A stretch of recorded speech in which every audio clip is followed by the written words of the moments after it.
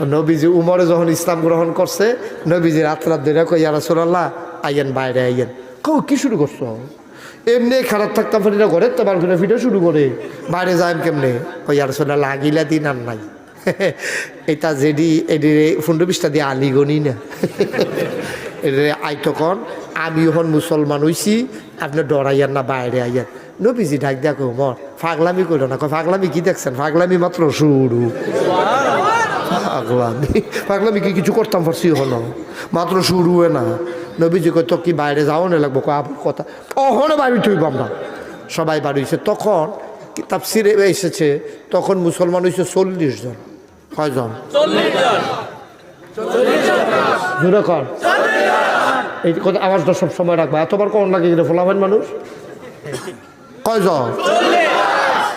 নবীজি ডাক যা কয় উমরে দি কয়